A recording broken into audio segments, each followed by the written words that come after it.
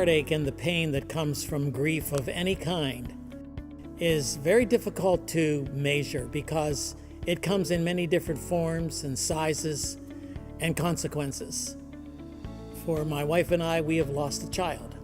And so our grief is very difficult for us to handle at times because something has been taken from us that is very precious.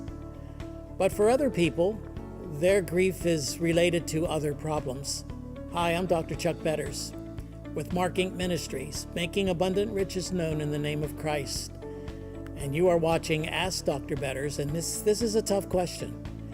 Someone has sent to me a very, very difficult question because I know that it cannot be answered in a generic way that applies to every single person. There's no prescription, so to speak. There's no recipe for handling this kind of a problem because events and circumstances change all the time, and they're very difficult for us to define a specific recipe for a specific problem.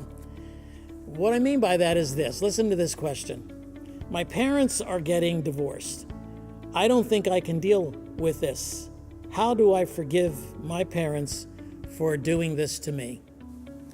Well, divorce is a form of grief, especially if the couple has been married a long time. In this particular case, obviously they've had children.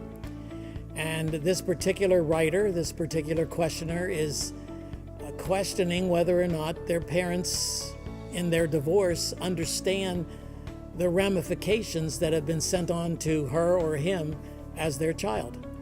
It's interesting to me that they use the expression, how can I forgive them for doing this to me?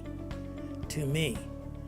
Well, you're feeling the weight of their sin because divorce is never God's will. It's never God's purpose for people to divorce. He's only allowed it out of the hardness of our hearts, as Jesus said, and under only certain circumstances is it permissible. I don't know if adultery is involved. I don't know if abuse is involved. I don't know if, and there's a whole list of various reasons why people divorce. Sometimes communication becomes so bad that the couple actually grows to hate each other. And so divorce becomes inevitable. And the victims of a divorce are the children. There's no way around it, no matter what the media tells us, that, okay, if you prepare your child for this divorce, everything's going to be fine. He or she's going to handle it perfectly. We'll have two parents who love the child, and he'll spend time over here with the husband, spend time over here with the wife, and everything's going to be fine because he seems to be fine. Well, it's never really that way. The child is always going to be affected when one of the parents is so bent on divorce that divorce is inevitable. And so I want to challenge the one who wrote this question to understand that your role has changed. You are in a new station of life. And I like to refer to this, especially if you're a young adult or even an adult child of those who have divorced, to stop looking at yourself as the victim and to start embracing the fact that God has now called you to a new role.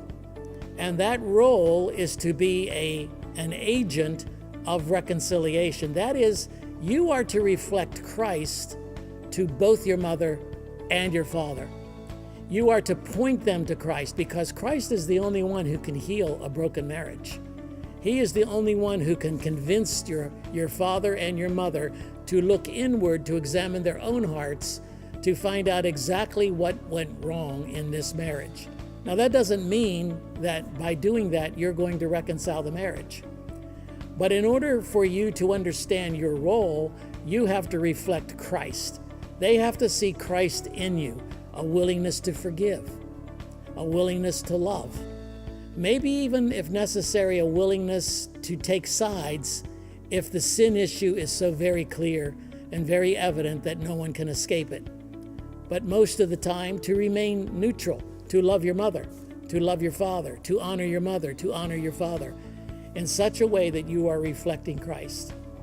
And so without knowing the circumstances behind your parents' divorce, the one thing that I can say in a generic way, so to speak, well, let's even call it a specific way, is that your role has changed.